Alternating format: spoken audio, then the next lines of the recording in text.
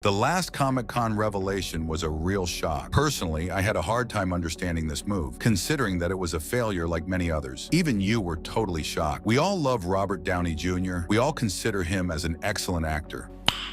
Nice. But how to make him change character? Why would Marvel take this risk? And what do we do with Iron Man? This is the question we all ask ourselves, and I myself reacted extremely vehemently. But I'll tell you, my job is not to react, but to take the time to connect all the dots between them and to reveal what has not been said. So sit back, because I'm going to explain why Robert Downey Jr.'s cast is the best choice of the MCU since its creation. Since it's not just going to give us gigantic movies, but I think that, contrary to what I said before, it's going to sublimate Kang and Loki. Hello everyone, I'm Sam, and today we're going to remove all the fear that leads to the dark side to give us a cold and complete analysis of this incredible announcement. I'm warning you, after watching this video, you won't be able to wait for the rest of the MCU, so don't forget to subscribe, and let's go. Marvel wanted to shock everyone with this Comic-Con, and it worked. After almost an hour of interesting but shy details, Kevin Feige launches a bomb and confirms the return of the Russo brothers in the game to realize what will probably be Marvel's biggest pop culture event, the Avengers 5 and 6 movies, named Doomsday and Secret Wars. And they don't come back alone, because with them, they bring back Steve McFeely, the screenwriter who worked on the Captain trilogy and on Infinity War and Endgame. A team that has surely created epic events by not adapting a comic directly from the original story, but by taking elements from many incredible stories to make a unique movie. Nice. Because whether it's Winter Soldier, Civil War, or Infinity War, these movies have absolutely nothing to do with the comics whose title is based on. They do it themselves, but the story is totally different. And yet, for me, they are clearly the best MCU movies ever. And so far, yes, Marvel's multiverse is very poorly exploited. Marvel wanted to add a lot of concepts and finally focused on a pile of cameos, of tasteless variants, without ever really exploiting the concept of a parallel universe.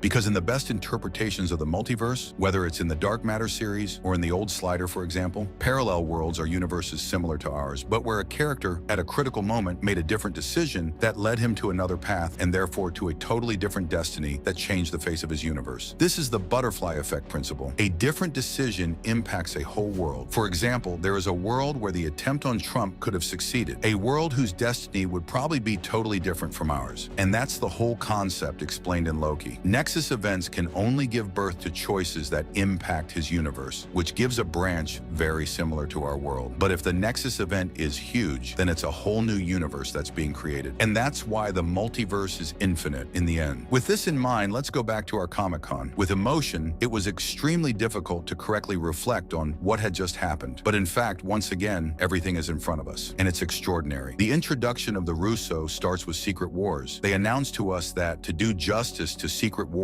the comics, there is an essential character. The new Avengers 5 title is unveiled. It's Doomsday, which has a lot more impact than you think. But we'll get back to that in a few minutes. Here comes an army of dooms on stage. At first, we understand that the two Avengers movies are closely linked. That, plus the fact of taking up the scheme of what worked extremely well in the Infinity War and Endgame duos, with two movies separated by only 1 year. Finally, they add, if we want to bring Doom back to the cinema, I think we have to bring back the best actor in the world. Here is the proof of the unimaginable possibilities that the Marvel multiverse offers. We offer you the only person who can play Victor Von Doom. We give you the one person who could play Victor Von Doom. From there comes out of the Dooms a Green Doom, who takes off his mask and reveals the actor of Tony Stark, Robert Downey Jr. Once again, I was shocked, not understanding what just happened. But the theorist is finally back, and it's time to analyze what we really wanted to show. The Russo brothers explained to us that they will pay tribute to Secret Wars by really including Dr. Doom as the main character, which means that they will be greatly inspired by the 2015 run of Jonathan Hickman. But at the same time, they explain how much the multiverse offers incredible opportunities. And here comes Robert Downey Jr., who leaves absolutely nothing to chance. He takes off his mask, spreads his arms like the first time we meet Tony in 2008, and puts on his glasses. The first words he pronounces are, "New mask, same task. New mask, same task. And that's how, as I told you, everything is in front of us. He just told us who this Dr. Doom is. Of course, the Russo announced that he would be Victor Von Doom. But everything Robert Downey Jr. did during this reveal shows us, in my opinion, that he is, under the mask, a variant of Tony Stark. And I'm convinced of it today. Spreading arms, clearly representing this moment of Iron Man 1. Sunglasses as soon as the mask is removed. And especially this sentence, new mask, same quest. The Tony Stark of the MCU spent his life trying to save his Earth, to protect it from threats he didn't understand himself. And the number of times Tony's decisions could have made him go on the dark side are numerous, especially with Age of Ultron, where he clearly envisaged putting on a robot army to protect the planet, which is a more or less fascist vision of security, not so different in the end from Hydra's plan in Captain America and the Winter Soldier, and then this Sokovia Pact, which is a way to militarize superheroes. Tony is the brightest brain of the 616 universe, simply because he has never been challenged. He has never faced a Reed Richards or a Victor Von Doom, who in the comics are infinitely superior in intelligence. And that's where we come back to the concept of multiverse. This character is simply a Stark who never had a Captain America by his side to calm him down, or a Pepper Potts who pushed him to start a family. But on the contrary, rivals who came to challenge his intelligence to the point of having no more limits. A Stark who surely had a tragic destiny, losing a lot, and who is ready to do anything to fulfill his destiny, save his world. And in the end, that's what brings him closest to the Von Doom of the comics. If this character is so appreciated, it's because he is neither good nor bad. He's a gray character, without morals, ready to do anything to reach his goals. When I say neither good nor bad, it's because he treats heroes and their enemies in the same way. Who can he help to serve his own interests? But above all, he's convinced that he's the only one who understands how to save the world, and that he's the only one who can do what has to be done, even if it's not morally acceptable. I'm telling you, a Stark who didn't have a captain by his side to play this role. But let's take 2 seconds to explain who's in the comics Victor Von Doom. Very quickly, Victor is from Latveria, a small, poor, and corrupted country in Eastern Europe. His mother is a sort of gypsy witch who sold her soul to the devil. So Victor emigrates to the United States, determined to save his mother. He gets a scholarship and studies in the most prestigious school in the country, alongside his rival, Reed Richards. Reed will then become his obsession. He wants to prove that he's smarter than him until he tests a machine still in design to prove to Reed that his calculations are good. When he does, he tells him that they're not, a machine that's on fire. The accident burns Victor's face, totally humiliated, who returns to the country to take refuge in the mountains of Latveria to learn the mystic arts. He's so good that the monks of his temple worship him and create a cult in his image. He then creates the identity of Dr. Doom. Today, he considers himself the greatest genius in the world and the second most powerful magician. After all, you know, he wants to do good, but his methods are extreme. He takes back Latveria to the corrupted leader, and he becomes a leader loved by his people and recognized by the international community. He will then get involved in the affairs of heroes when the land or his nation is in danger, and will alternate his alliances between villains and heroes. But this Doom of the MCU will probably be very different. No, I don't think Robert Downey Jr. has properly spoken of Victor Von Doom. I don't think he will have gypsy origins either, but I'm convinced that he will necessarily be a variant of Tony Stark. He'll go from the dark side to lead his quest with another mask. And when you think about it, this decision is totally logical. All the fans have dreamed of seeing Robert Downey Jr. come back as a variant of Tony in this multiverse saga, but only if it's well done. And in my opinion, it's impossible for the actor to play another character. The multiverse has already lost too many fans. Many have not understood, for example, why Captain America turned into a flame in Deadpool and Wolverine when the actor had already played the character of Johnny Storm in 2 movies. So I think it's impossible to make us believe that Robert Downey Jr. is really Victor Von Fatalis. It would be totally losing the Lambda audience. So assuming that it is a variant of Tony Stark, different from the heroes we know, makes a lot more sense and creates an instant attachment to the audience for him. And Marvel offers us a picture where we, the audience, but also the Avengers of the 616, will discover the variant of the greatest hero on Earth in more than disturbing encounters. Imagine if it were only for Peter who discovers Tony Stark under the mask with a simple Mr. Stark, because so far the variants have been used almost only to do fan service in a tasteless freak show. And it's cool to see the other Spider-Men, okay, full of Deadpool and Loki, yes, great. But in the end, the only variants that are really interesting are those of Strange. He too has long flirted between making choices of heroes and making the right choice, but in a dubious way. And we see that all these variants finally opted to make the difficult choice, even if it means losing everything. And when I say all, it's all, whether it's Defender Strange Strange, ready to sacrifice America Chavez to take his powers. The Strange of 838 who used the Darkhold to defeat Thanos. And the Dark Strange who destroyed his universe by taking the wrong decisions. And even our Doctor Strange is now cursed by the Darkhold. In short, now that we've said all that, what does it change for the course of the saga? Because yes, for me, the saga is at the moment of failure. I assume they will not cancel the past, but simply modify the future. I was shocked that they didn't say anything about Kang, and besides that they didn't show anything about Phase 6 that we all expect. And in fact, after all, it's once again logical. Their goal was to break the internet with this announcement. Everything they could have announced around was simply useless, since we can see that the announcements on the other 3 movies, everyone doesn't care, and that it even evinced Deadpool and Wolverine. So I think that once everyone has digested this info, Disney will come back during the D23 to announce concretely what will happen by announcing the complete Phase 6. At least I hope so. And yes, nothing has been announced for Kang. I deduced that we would simply delete his presence, but in fact, thinking about it, not at all. If nothing has been announced, it is that, in the end,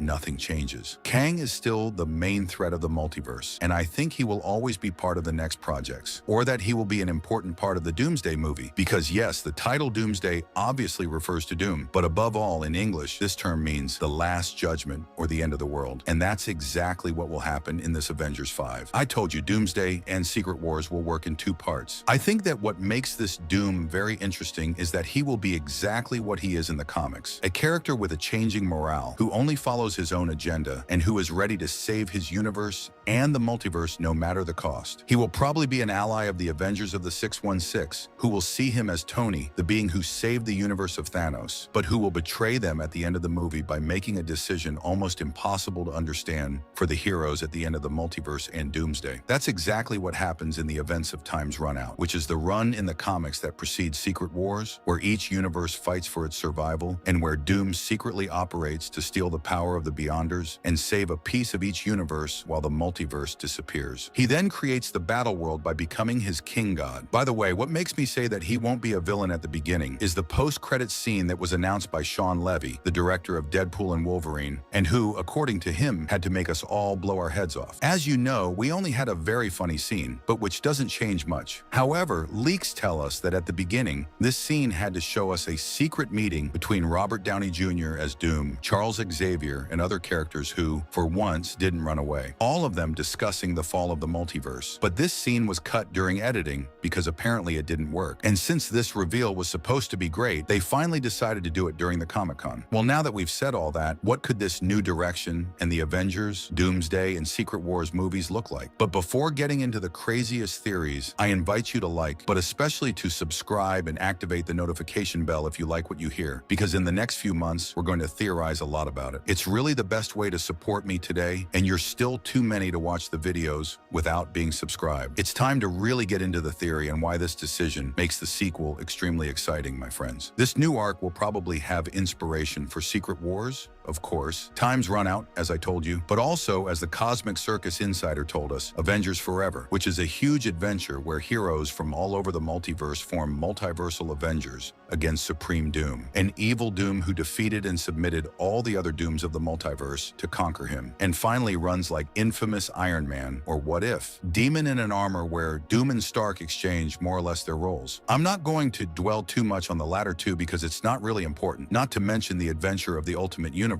Doomsday, where it is revealed that the big villain behind the mask of the Maker is in fact Reed Richards, a Maker who has a key role in Secret Wars since he is the evil version of Mr. Fantastic. In short, I told you, the team around the Russo brothers is not used to taking a comic and transcribing it as it is in the cinema, so you have to expect to be surprised. But here's how I theorize things. Deadpool and Wolverine could finally be the real beginning to all this. Of course, No Way Home introduced the Spider-Man variants that we will see again for this final, and Multiverse of Madness, the fact that Strange from Universe 616 is the character who is aware that the multiverse is threatened. But the Deadpool movie simplified the concept of the multiverse developed in Loki to the maximum and added a new concept, the anchor being. The Fantastic Four therefore come from another universe. Their movie will take us, as in their comics, in an exploration of space, but surely also of the multiverse. We see it from the trailer. Reed is aware that there is a multiverse with many lands that look like theirs, and the Galactus threat is approaching. A threat, let's say, absolutely impossible to defeat for them. So we have to find a solution, and this one can be found on other lands. An adventure that will surely lead to the multiverse threat, whether it's Kang or not. And I think this movie will lead us to a multiversal advice to face this threat, possibly with this Reed Richards, Strange from 616, Charles Xavier from the X-Men universe, and Doctor Doom from his own universe, who I remind you is a variant of Stark and who will surely have already defeated many Kang, showing the next step. Yes, he must be badass, otherwise it doesn't work. They will be basically the new Illuminati as those presented in Doctor Strange and the Multiverse of Madness. And it's probably the story of Doomsday. In this movie, we could learn that this Tony defeated Doctor Doom from his world to take his place. And it's probably the event that changed everything in his universe, since I was talking about the concept of anchor being, or agglomerator. And if in fact this Doctor Doom was this anchor being, and that Tony eliminated him, and that now his world is dying like the Deadpool one, this Stark will surely be very different from our world and could have lost everything, which would be the reason that he pushes him to steal the identity of his enemy to try to do good. From his point of view, in any case, he will defeat a lot of Dooms from several universes to make an army, hence the numerous Dooms present on the stage during the presentation. From there, a gigantic war taking up a lot of characters will take place on several fronts at the same time, and probably that events will come to break this alliance when Incursions will come to face two worlds of its leaders, which will push Doom to act alone, to find his own solution which could be judged immoral by the other heroes, probably within the TVA, because this movie will undoubtedly end up with the end of everything. The hero having failed to solve himself to get his hands dirty by destroying billions of lives just like in comics. Loki during this time will see his work disappear. His multiverse did not work. Doom will then manage to save what he can from this universe by confusing a maximum of worlds to send them into void. A void that will become his new kingdom, succeeding what Cassandra Nova did not succeed, using probably the same technology. And yes, finally, you see that Deadpool and Wolverine could have a real impact. Secret Wars will then see the multiverse rescuers create a rebellion made of many variants of our favorite heroes in this new world, probably led by a Loki who knows very well the void, decided to correct his mistakes, against a Doom convinced of having made the right choice and saved everyone. And it's probably one of the most interesting stories that can exist to this day, putting the role of the heroes in the balance, because these heroes generally always want to do good. But where is the real cursor? Is their vision of good the thing to do? It's more or less the whole story of fascism. All these leaders who end up as dictators are first seen as heroes, as saviors, and really think about doing good, only with slightly persecutory methods. And they always become the opposite of what they claim to be all their lives, making this choice of Robert Downey Jr. absolutely brilliant, since he would go from the ultimate hero who sacrificed himself to save the universe to this villain despite himself who sacrificed the multiverse to save it. And I think it can be Marvel's most epic adventure. Of course, all this is just theory, and everything will probably not happen like that. Maybe even nothing will happen like that. I don't know. But in truth, I think they really know what they're doing, and that's why the Russo brothers decided to come back. Only now the Comic-Con has made many rumors of the last few weeks, which makes this scenario plausible. For example, the fact that Marvel is trying to replace Kang. The decision to put Robert Downey Jr. was taken months ago, since they shot a post-credit scene for Deadpool and Wolverine. So Disney is really looking for a new actor for Kang. Also, the fact that Hugh Jackman would have agreed to come back if he teamed up with Robert Downey Jr. and Tobey Maguire, which is totally possible as soon as Doomsday. Also, the fact that Deadpool and Wolverine are very important for the sequel. In short, this announcement opens many doors much less dark than what I thought of my first reaction. And as for the rest, I still think that Marvel decided to put the turbo to close this multiverse saga, and I think it's an excellent decision. Now, all projects must lead to the end of the multiverse and to Secret Wars. Captain America will lead Thunderbolt and the new Avengers, two teams that will be useful in this war. The Fantastic Four at the beginning of this conflict, and the few films we expect like Doctor Strange 3 or Shang-Chi 2 must also lead to the end of the multiverse. These films must make us want to see the sequel. End the standalone without impact. The runtime runout takes place for a year in the comics, where all the heroes try to find a solution to the irreversible end of the multiverse, while the rest of the world continues its life. And we must live these next 3 years in the same state of mind. The Midnight Suns and Blade can wait. There is no problem. I trust this little world to blow our brains out with the return of a safe value in a scenario that can be totally unexpected. Do I have to remind you how we all found ourselves at the end of Infinity War and Endgame?